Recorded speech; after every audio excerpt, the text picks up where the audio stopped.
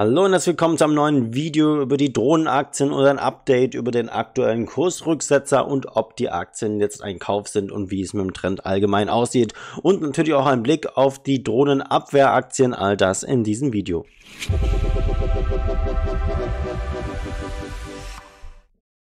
Ein kleines Beben ging jetzt am Freitag durch die Börse, als Trump angekündigt hat, die Zölle gegenüber China wieder zu erhöhen. Das war der Anlass dafür, dass die hochgestiegene und sicherlich auch nicht gerade günstig bewertete Börse einen kleinen Rücksetzer erlebt hat.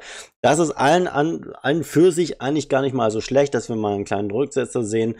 Und ja, langfristig glaube ich aber immer noch, dass ja gerade auch der Sektor Drohnen besonders interessant ist. Wir werden uns jetzt die einzelnen Aktien anschauen, gerade auch im Prinzip, okay, wo könnte man die Aktien eventuell aufsammeln, bei welchem Kurs ungefähr, in welchem Bereich.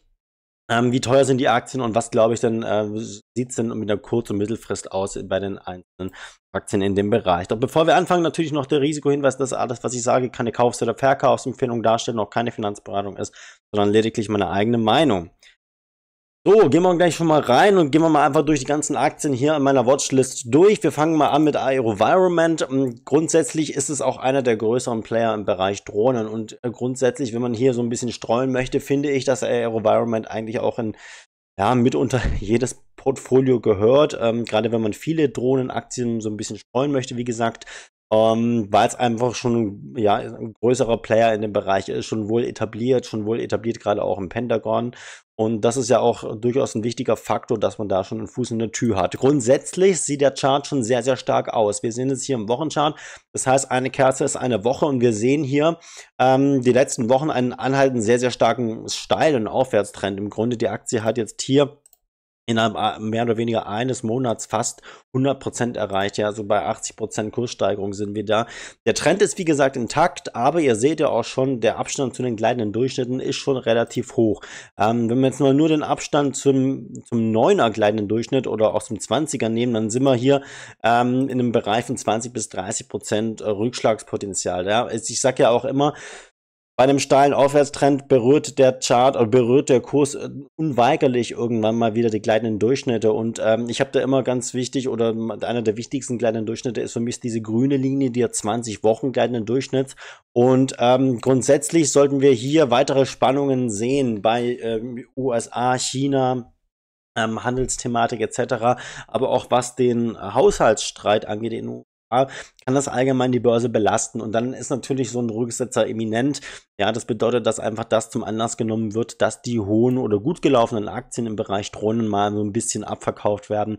Ja, das ist grundsätzlich kein K.O.-Kriterium. Sieht auch bei vielen Aktien mehr oder weniger gleich aus, ja, dass wir einen schönen Aufwärtstrend etabliert haben. Aber was ich jetzt glaube, dass wir schon durchaus einen Rücksetzer von 10 bis 20% sehen könnten. Ja, das bedeutet für AeroVironment im Worst Case, glaube ich sogar, dass wir da ein bisschen im Bereich schon, ja, ich würde nicht sagen $300. Ich glaube, dafür ist der Markt allgemein zu bullish, weil wir jetzt in der zweiten Phase sind. Darauf gehe ich gleich noch ein, was die zweite Phase ist des Trends.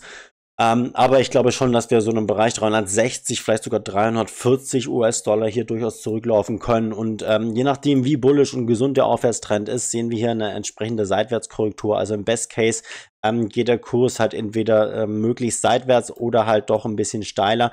Das sind so die beiden Möglichkeiten. Priorisieren würde ich eher diese Seitwärtsphase, ja, wobei diese bisschen nach unten gerichtete Korrektur natürlich auch nicht schlecht ist. Aber grundsätzlich ist da immer eine ganz gute Kaufgelegenheit, wenn man den 9er gleitenden Durchschnitt, hier diese dünne blaue Linie, aber auch den 20 Wochen gleitenden Durchschnitt dann berührt. Ja, das bedeutet, wer jetzt noch nicht eingestiegen ist in den Drohnensektor, der kann jetzt eventuell eine ganz gute Chance haben in den nächsten, ja, vielleicht Tagen oder Wochen, je nachdem, wie schnell die Börse reagiert auf schlechte Nachrichten, dass man die Aktien hier 10 bis 20% durchaus günstiger ins Portfolio mit aufnehmen kann. Die Aktien sind natürlich auch teuer und das macht sie eben anfällig für entsprechende Auswirkungen auf schlechte Nachrichten. Ja, wir sehen jetzt hier AeroVironment mit dem KUV, also Kursumsatzverhältnis von knapp 17. Also da ist schon sehr, sehr viel Zukunftsfantasie eingepreist tatsächlich.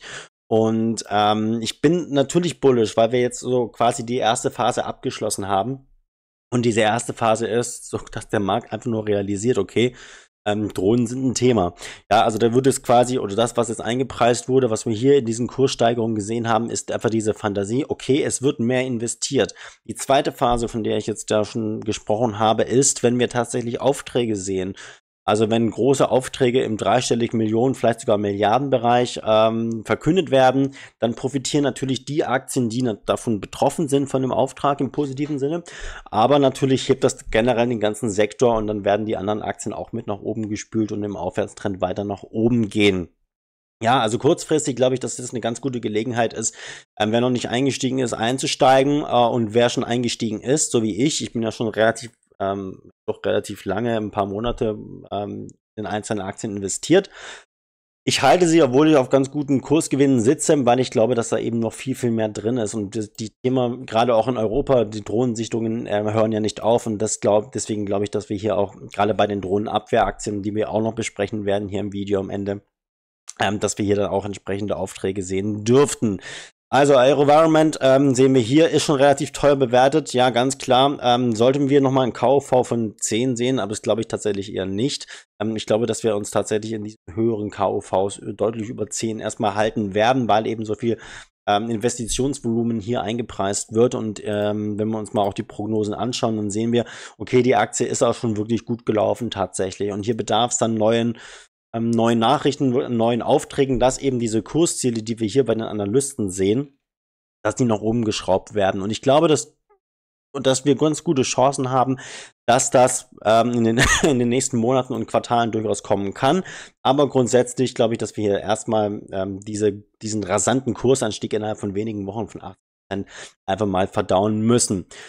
So, kommen wir zur nächsten Aktie, das ist Kratos. Und Kratos auch hier ein ähnliches Schaubild, ähnlicher Chart, nur dass der schon wirklich ein bisschen parabolisch gelaufen ist. Ihr seht es ja schon, ja, und das ist schon ein logarithmischer Chart. Also wir sind jetzt hier wirklich mal reif, auch vielleicht für eine bisschen längere Korrektur, ja, also dass wir hier durchaus auch mal wieder Kurse von 72 US-Dollar sehen. Ich habe es ja schon eingezeichnet. Ja, da kommt dann auch die 20-Wochen kleine Durchschnittslinie hoch. Das wäre tatsächlich der bullische Case. Ja, selbst wenn wir die 50-Wochen-Linie hier berühren, diese orangene, die ein bisschen weiter unten liegt, ja, die liegt so zwischen 50, aktuell 50 US-Dollar, die kommt dann ein bisschen hoch Richtung 55 Dollar. 60 Dollar in den nächsten Wochen. Selbst das wäre immer noch bullish, sollten wir da drunter fallen, dann dreht sich natürlich dieses gesamte Bild, aber das glaube ich tatsächlich nicht, weil es einfach aktuell das Thema so akut ist und es wird ja auch gerade viel diskutiert, Thema Drohnen, weil dass man hier größere Aufträge und auch Verstärkern entsprechend investiert. Grundsätzlich für Kratos ähnliches Spiel. Wir sind natürlich auch hier im Verhältnis gesehen relativ teuer, auch wenn das KUV von der Zahl her gar nicht mal so hoch ist im Vergleich zu AeroVironment. Wir haben jetzt hier einen KUV von 12, ja, aber grundsätzlich seht ihr auch hier diese rasante Spitze ohne mal einen größeren Rücksetzer. Und mich würde es nicht wundern, wenn wir auch hier mal einen Rücksetzer sehen dürften von 10, 20, vielleicht sogar 30%. Aber meiner Ansicht nach sind das dann definitiv Kaufchancen, weil ich glaube, dass einfach, so ist es nun mal, Rüstungsaktien sind halt eben aufgrund der aktuellen Thematik gefragt und gerade auch die Drohnenaktien, ja, das heißt, dass wir hier dann eine einmalige, ich will nicht sagen einmalig, aber doch schon eine seltene Gelegenheit haben, die Aktien noch ein bisschen zum Sonderrabatt zu bekommen, als wir sie sonst eventuell sehen könnten.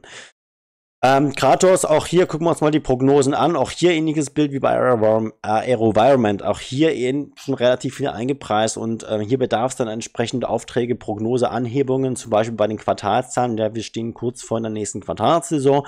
Das heißt, Ende Oktober kommen bei Kratos und AeroVironment entsprechend die Zahlen raus. Und da werden die Zahlen selbst gar nicht mal so interessant sein. Natürlich spielen die auch eine Rolle und können die Aktie pushen.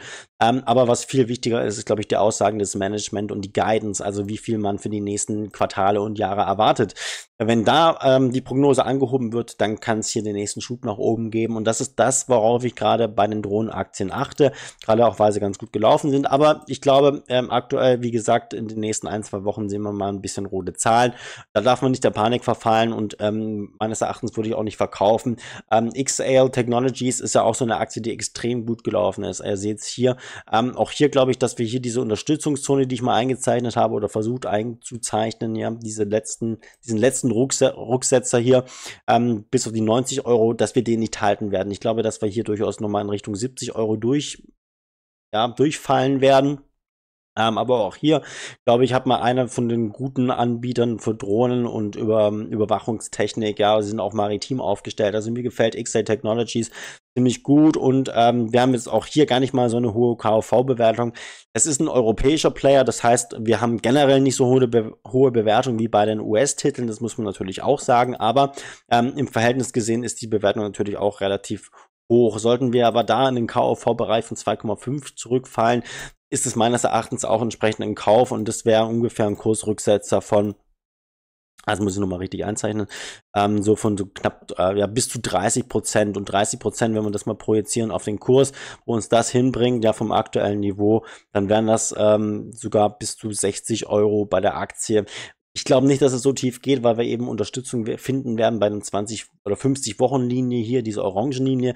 Ich glaube tatsächlich, dass wir da schon eine ganz gute Kaufgelegenheit haben. Und nichtsdestotrotz ist die Aktie auch, was die Analysten angeht, sehr, sehr interessant. Die sehen hier deutliches Potenzial nach oben. Wir sehen es auch beim Gewinnwachstum innerhalb der nächsten Jahre.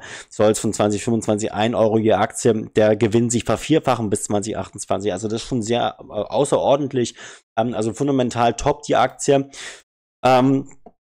Wir sehen es auch hier beim Umsatzwachstum, klar, es ist jetzt auf relativ niedrigem Niveau der Umsatz. Wir sehen es auch hier bei den Zahlen, ja, wenn wir mal die Jahresübersicht ansehen, dann sehen wir, okay, wir haben jetzt einen Umsatz erreicht von gut 370 Millionen Euro im letzten Jahr und das soll, wie gesagt, gerade auch der Gewinn soll stark wachsen und deswegen glaube ich, dass wir, wenn wir die XL Technologies bei so günstigen Niveaus von 70 Euro bekommen, dann würde ich die Aktie auf jeden Fall sogar nachkaufen. Ich habe sie ja auch schon im Depot.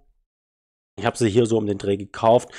Ich würde dann einfach noch verwässern. Eventuell verkaufe ich sie auch kurzfristig, wenn ich sehe, dass wir hier ein Zeichen von Schwäche Anfang der nächsten Woche bekommen, also am Montag. Das muss ich noch sehen, aber XT Technologies ist definitiv eine Aktie, die man hier auf dem Radar haben muss, weil es eben auch ein europäischer Player ist. Das bedeutet, man könnte auch durchaus profitieren von Aufträgen im Bereich Drohnenwahl, wobei da meines Erachtens auch andere Aktien vielversprechend sind. Die besprechen wir natürlich auch.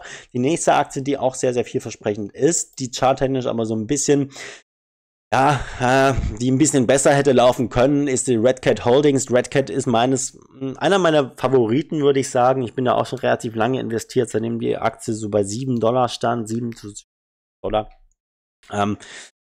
Und man ist schon im Pentagon, man hat da schon einen kleinen dreistelligen Millionenauftrag bekommen, man hat eine Partnerschaft mit Palantir und dementsprechend ist man hier sehr, sehr gut vernetzt und das ist sehr, sehr wichtig und wenn ich mir den Chart so anschaue und das ist das, was mir tatsächlich so ein bisschen nicht gefällt, ja, diese rote Wochenkerze hier, wir haben versucht auszubrechen, haben es dann aber doch nicht geschafft und das ist tatsächlich so ein, im Prinzip nennt man das bei der Charttechnik False Breakout, das bedeutet, man wollte eigentlich die Aktie wollte den Aufwärtstrend fortsetzen, hat es nicht geschafft und das bedeutet eigentlich kurzfristig zumindest eine Trendumkehr und durchaus zumindest wenn man die Charttechnik heranzieht, durchaus ein Risiko, dass man wieder unter die 10 Euro fallen.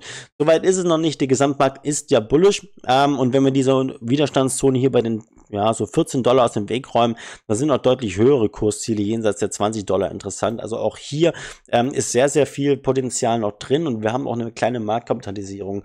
Das heißt, die Aktien können sich durchaus noch vervielfachen, gerade wenn dann Aufträge und so nochmal ein richtiger Hype reinkommt in diese Branche, dann ziehen eben diese kleinen Titel auch durchaus mal nach und können auch deutlich höhere Bewertungen noch erreichen. So, gucken wir uns mal die Prognosen an, das ist ja auch immer recht interessant. Auch die Analysten sehen die Aktie im Durchschnitt auf die Einjahresprognose knapp 24% höher. Also auch hier ist meines Erachtens jeder Rücksetzer ein Kauf und auch hier wird es mich nicht wundern, wenn wir nochmal die 10 Euro erreichen, aber das ist dann definitiv eine Region, wo ich auch nochmal eventuell nachkaufen werde. Stück für Stück, weil ich natürlich auch nicht ausschließen würde, dass die Aktie hier auch nochmal ein bisschen tiefer fällt, ja, auch die unter 10 Euro, selbst wenn wir selbst wenn wir $8 erreichen, wären wir immer noch bei einem 50-Wochen kleinen Durchschnitt, also im Aufwärtstrend. Das wäre also tatsächlich nicht das Schlimme. Dann würden wir quasi eben hier so eine Art aufsteigendes Dreieck formen, eventuell, ja, was ja auch bullish ist. Und schlussendlich ein bisschen später ausbrechen. Also nur eine Frage der Zeit meines Erachtens, weil der Trend um die Zukunft liegt ganz klar im Bereich Drohnen. Und deswegen würde ich auch sagen, ist eine Red Cat Holdings sicherlich ziemlich interessant, auch wenn die Bewertung, da sieht man jetzt leider nicht die Zahlen, aber die Bewertung ist jetzt, was das angeht, auch schon ein bisschen natürlich nach oben gegangen. Grundsätzlich aber sollten, wenn dann Aufträge dazu kommen, dann kriegt die Aktie auch hier nochmal einen Schub nach oben. So, Ondas Holdings auch im Bereich Drohnenhersteller, ich glaube Kanada kommen sie ursprünglich. Ist jetzt auch sehr, sehr gut gelaufen, ähnlich wie XL Technologies. Und da ist es auch einfach normal, dass wir mal einen größeren Rücksetzer sehen sollten. Selbst wenn die Aktie im Bereich $5 fallen würde, und das wäre schon wirklich eine ordentliche Korrektur, das wären ja über 40%, ja, das wäre dann tatsächlich, ist möglich, ja, aber wäre immer noch kein Bruch des Aufwärtstrends, weil eben die Aktie, alles was so schnell steigt, fällt auch relativ schnell wieder. Und deswegen würde ich auf dem aktuellen Niveau definitiv nicht kaufen. Vor allem, wenn wir hier dieses Zeichen von Schwäche bekommen, diese rote Kerze mit dem Doch nach oben und dem Körper nach unten. Das zeigt einfach, dass Verkaufsvolumen reingekommen ist. Und dass wir hier womöglich so eine temporäre Top-Bildung haben. Also das, was ich erwarte, ist, dass wir die Aktie so im Bereich von $7, irgendwas zwischen 7 und $5 sehen dürften. Und dann würde ich die Aktie mal sukzessive einkaufen. Ich bin auch hier nicht mehr investiert. Ich habe sie verkauft, eben weil es mir dann zu heiß gelaufen ist, zu steil wurde. Und dann bin ich einfach rausgegangen und habe das Geld in andere Drohnenaktien investiert. Ondas, gucken wir uns auch mal an die Prognose. Da ist auch hier eigentlich schon einiges eingepreist. Und wir sind hier quasi, oder haben das Kursziel auf die Einjahresprognose schon erreicht. Also es wird mich nicht wundern, wenn wir hier so ein bisschen Volatilität reinbekommen, wie gesagt. Aber nichtsdestotrotz, die Aktie ist wirklich gut gelaufen und das hat natürlich auch seine fundamentalen Gründe. Wir haben jetzt hier eine Marktkapitalisierung von 3,2 Milliarden US-Dollar, also schon auch keine kleine Aktie, aber natürlich dennoch spekulativ, weil wir hier entsprechend sehr, sehr geringe Umsätze haben, also deutlich geringer als jetzt zum Beispiel bei der Red Cat Holdings, die ja schon da ein bisschen weiter ist. Kommen wir zur nächsten Aktie, und das ist auch eine Drohnen- oder beziehungsweise Überwachungsdrohnenaktie, Anbieter in dem Bereich. Das ist Parrot aus Frankreich. Ja, die Franzosen sind da schon relativ weit vorne, was das angeht, was das Thema angeht. Wir haben hier einige Firmen. Und wir haben jetzt hier einen Kaufhof von 4. Das ist, wenn wir uns mal die Historie anschauen, noch gar nicht mal so krass explodiert, wie jetzt bei den anderen Aktien, die wir jetzt schon besprochen haben in diesem Video.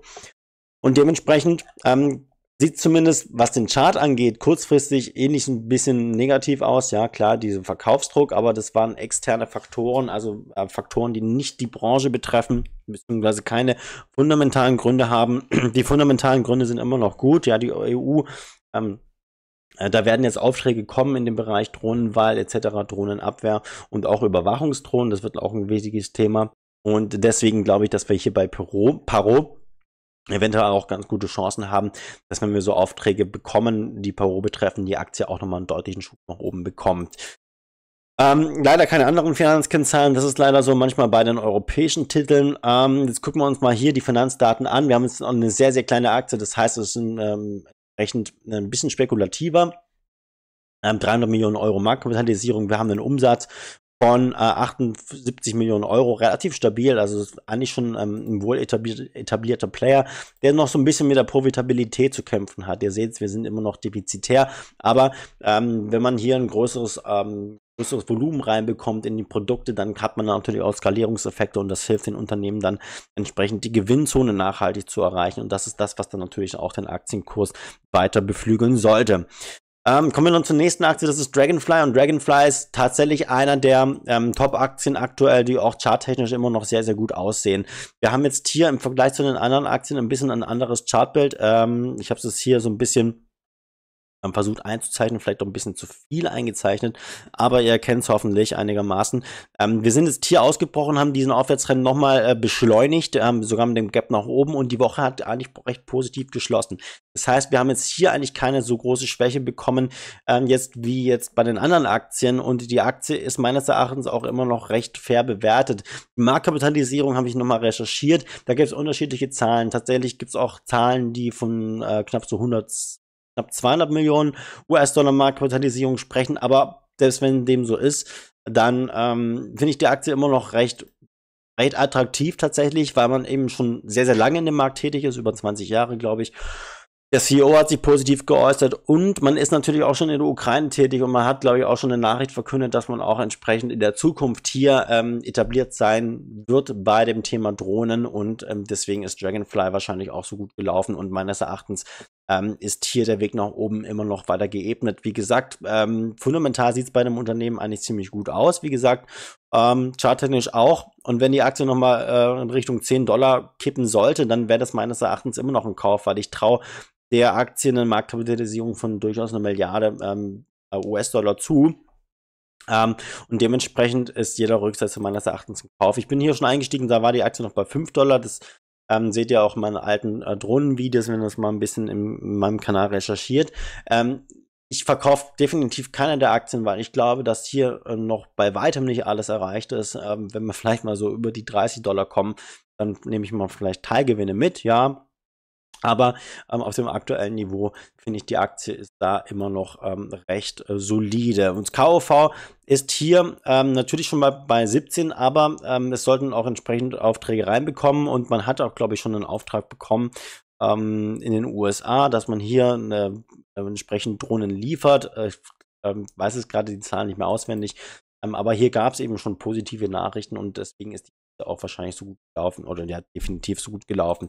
Wenn wir uns mal so die Bruttomarge anschauen, hier haben wir ja so ein bisschen Finanzkennzahlen, ist es eigentlich recht solide, recht stabil. Und wie gesagt, durch Skalierungseffekte sollte sich das auch verbessern, gerade auch die Profitabilität. Wir sind immer noch defizitär, aber das sollte sich in den nächsten Jahren dann erübrigen und dann entsprechend auch die Aktie weiter beflügeln. So, gucken wir uns mal die nächste Aktie an, das ist Volatus Aerospace und Volatus charttechnisch sieht es eigentlich auch gar nicht mal so schlecht aus. Ja, man hält sich noch recht wacker im Vergleich zu den anderen Aktien, vielleicht ähnlich gut wie Dragonfly. Dementsprechend würde ich auch hier sagen, glaube ich, hält sich die Aktie auch tendenziell ein bisschen besser als der Markt, beziehungsweise als die Vergleichsaktien. Nächstes Kursziel ist natürlich der eine kanadische Dollar. Und ja, wie gesagt, ich glaube, einen größeren Rücksetzer unter 50 kanadische Dollar-Cents, glaube ich nicht, dass wir da drunter fallen sollten. Aber auch hier natürlich abhängig vom Gesamtmarkt. Das, glaube ich, geht der Aktie nicht spurlos vorbei. Könnten wir nochmal einen kleinen Rücksetzer 10-20% sehen. Ja, das ist durchaus möglich bei Volatus. Gucken wir uns mal hier die Prognose an. Ja, es gibt nur einen Analysten, der das Unternehmen covert, aber leicht positiv, zumindest auf die Einjahresprognose. Wir gucken ganz kurz noch bei Dragonfly rein, weil ich das vergessen hatte. Da haben wir hier schon die Kursziele eigentlich übertroffen, aber ich glaube, dass hier noch einige positive News kommen und vor allem auch die Quartalszahlen werden dann sehr, sehr spannend, was der Ausblick wird.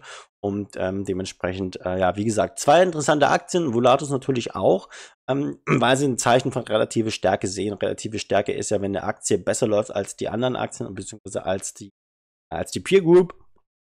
Und das ist schon mal ein sehr, sehr positives Zeichen. So, guck mal an, Usual Machines, die bauen ja die Teile für die Drohnen, also sind ein Zulieferer. Ich glaube, ein Sohn von Donald Trump ist hier auch an Bord, das ist ja auch immer nicht schlecht. Aber hier die letzte Woche war auch deutlich negativ charttechnisch betrachtet, würde ich auch hier sagen, dass wir nochmal einen deutlichen Rücksetzer von 20-30% sehen könnten. Ja, dass wir diese Ausbruchslinie, diese Abwärtstrendlinie vielleicht sogar nochmal testen könnten, durchaus möglich.